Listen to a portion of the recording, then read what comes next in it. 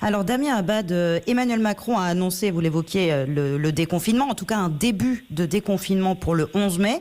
Le président du Conseil scientifique estime que 18 millions de personnes âgées ou vulnérables devront rester confinées. C'est acceptable selon vous ?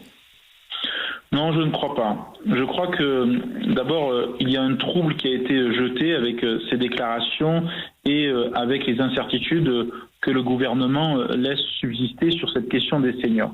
Je ne crois pas à un confinement par âge qui serait un confinement pour nos seniors, qui serait un confinement punitif, stigmatisant et culpabilisant. Je crois au contraire qu'il faut abandonner cette idée d'un déconfinement par âge, qui finalement nous dirait que parce que vous avez 65 ans ou 67 ans, vous devez rester chez vous, alors même que vous pouvez être en bonne santé et que dans le même temps, une personne à 50 ans, diabétique, elle pourrait sortir. Je pense que ceci n'est pas à la hauteur de la France, c'est même à certains égards indigne, et je demande à ce qu'on abandonne clairement cette piste, pour une raison très simple.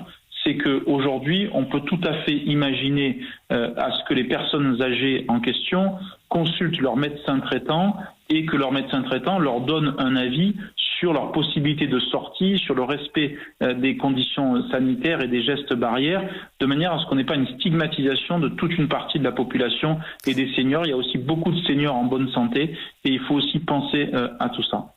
Le fait est que les personnes âgées sont les principales victimes du coronavirus. Les chiffres le montrent.